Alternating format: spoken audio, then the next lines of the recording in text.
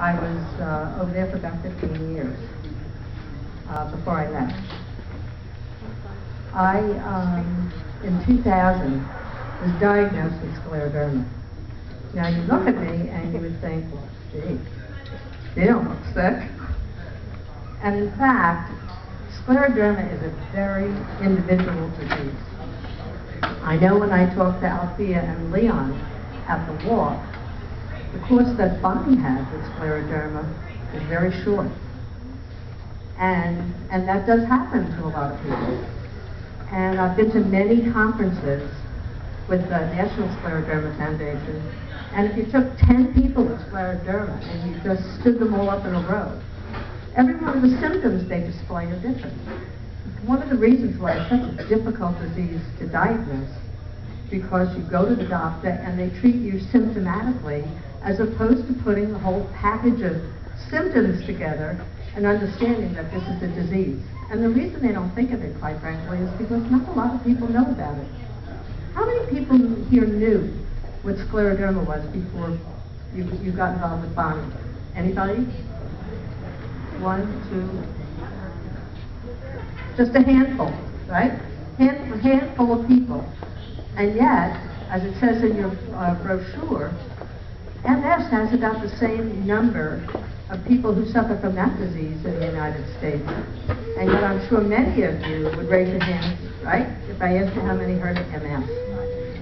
So, scleroderma is not something that you're aware of, and quite frankly, the doctors aren't aware of. There are 3 scleroderma centers that are within each commuting distance from this location, and that would be the University of Pennsylvania in Philadelphia, Thomas Jefferson in Philadelphia, and Robert Wood Johnson. So any of the rheumatologists that you see locally probably have never seen a patient with scleroderma. And as I said, it's a very difficult disease, very difficult to diagnose.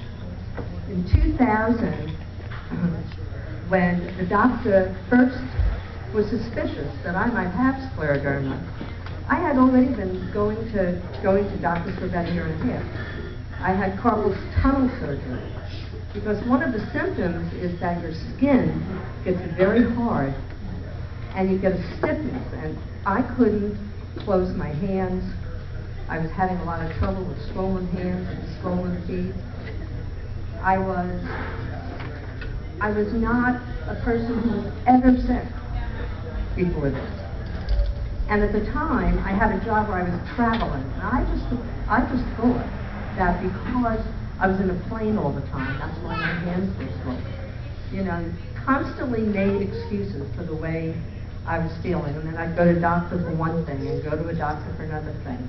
And I even had carpal tunnel surgery, and the surgeon couldn't figure out why it didn't improve my hand at all. I still couldn't move my hand. So after about a year and a half, and it was a family practice doctor actually, I think you might have a disease that would fit all of the symptoms that you have. I might add, because it's an autoimmune disease, you can't always trust blood work that's run. I had blood work run on me, specific for scleroderma. It was all negative. So if it wasn't for the fact that we still pursued looking for a diagnosis and finding something in that, I wouldn't have ended up over at Thomas Jefferson at the Scleroderma Center. And indeed, they had to do a skin biopsy in order to finalize the diagnosis. It is just the weirdest thing. I was sick for about 3 years, I would say. Couldn't work, was on disability, and the main symptoms I had were more, it affected my GI system. It affected my peripheral circulation, so that, and I still have a lot of Raynaud's. I had a lot of pain in my hands and my feet. And in addition to that, my skin was like a rock. It was, I'm trying to think of a way to describe it.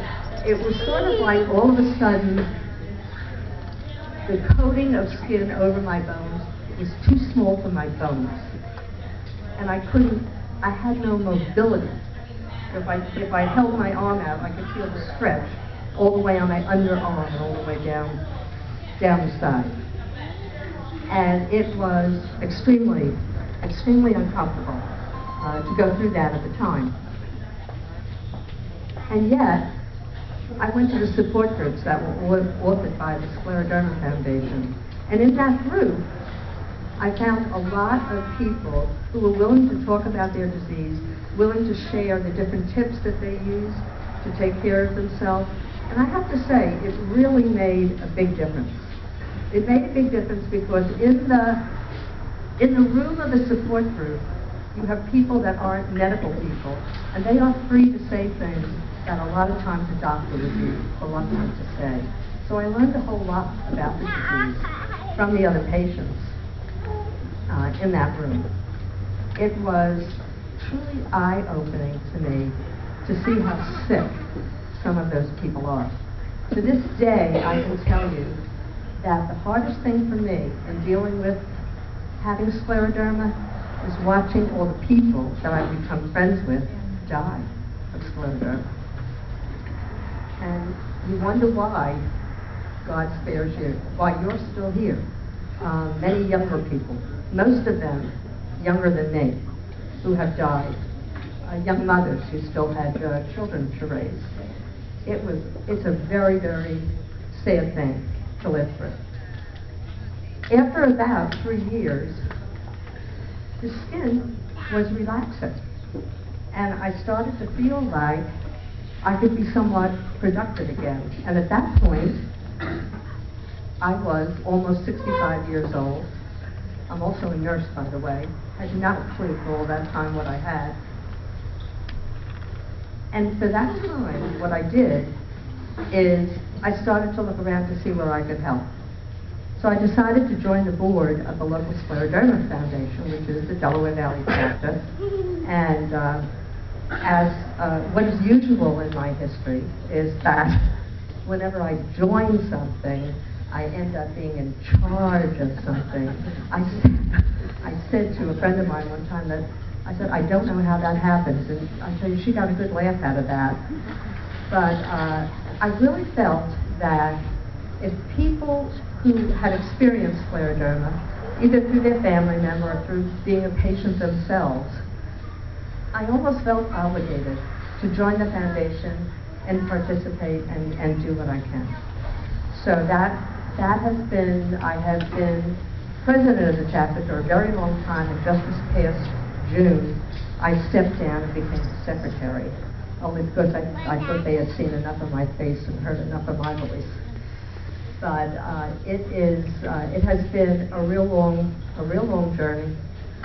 It has made me grateful for every day that I have, and it has made me so appreciative of people like yourself who are willing to help out, give time, energy, money, and everything else that you do to help the other patients that are out there suffering with scleroderma. I'm going to get off me. Let me tell you a little bit about the foundation and what we do. It was the only place that I found other people via a support group that I could actually talk to and talk about the little things that people don't think are important, like how do you keep your hands warm? I remember people saying how important it is to stay warm, and you should move to a warm climate. It's so important. I have more trouble in the summer than I have in the winter, because every place you go is air conditioned.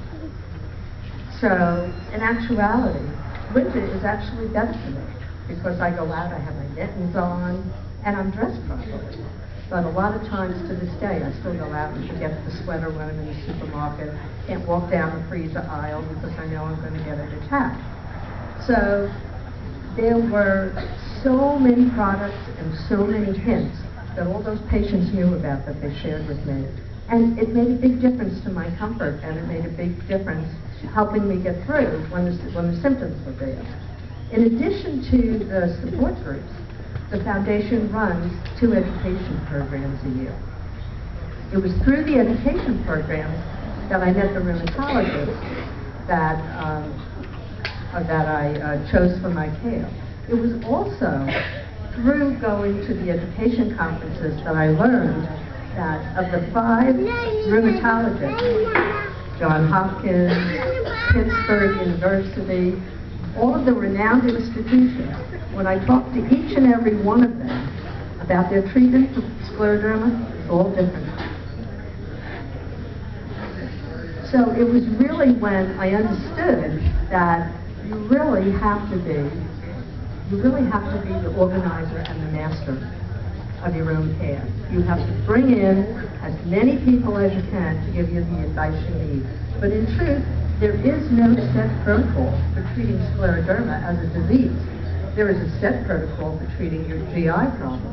There's a set protocol for treating pulmonary hypertension. People, have standards of care for that. But as far as the whole disease, there still is not a consensus on how to approach the disease, what is the cause of the disease, anything you did that could have prevented the disease. It's still all out there in the Netherlands. But the education program taught me about the symptoms, how to take care of the symptoms, and I learned a great deal about the disease itself through the education conferences.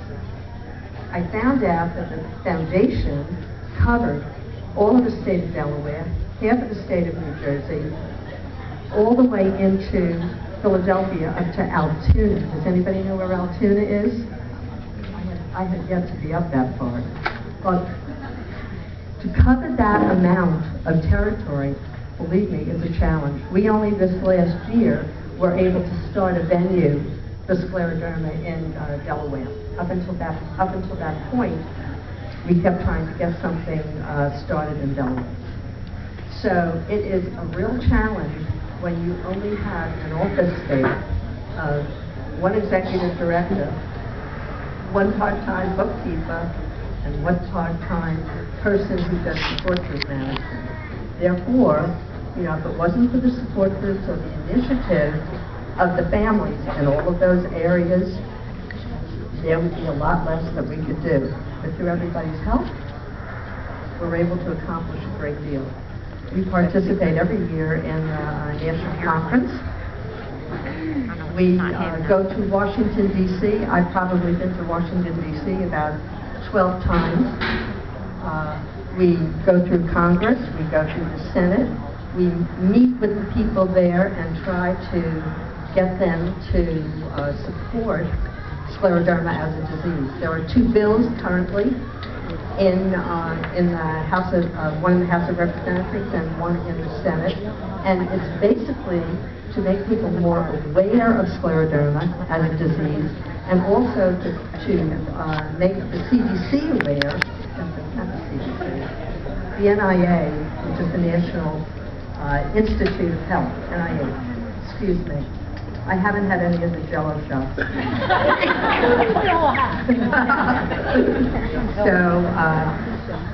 Because again, just as there's not awareness and activity going on with scleroderma, it doesn't get the attention for the federal funding. So, I've been there many times and walked around with it, and every time I go, I try to bring somebody who looks sicker than me. I figure if I'm going to go into the office, we had a gentleman who came with us the last time. He had a bilateral lung transplant at Pittsburgh University. So there's a lot of effort going on in that little office out of Cherry Hill, and we have a 12-member board of directors.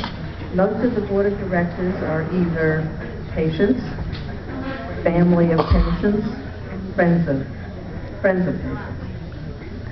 So as I said, there's a lot of activity, and as long as we have people like you, there'll continue to be a lot of activity. So thank you very much.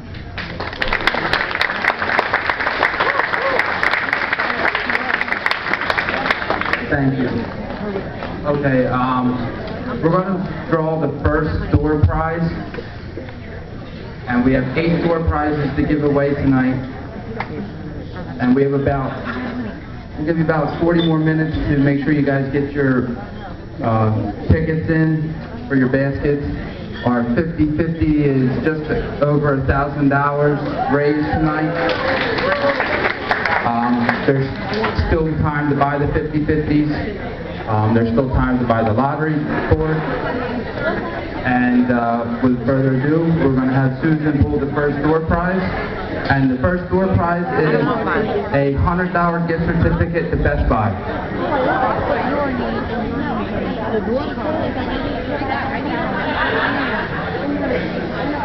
So, we're going to call the nothing exciting for her. Oh, I'm sorry. The door price is $100. Okay, the winner is B.J. Kessler. I didn't do the same.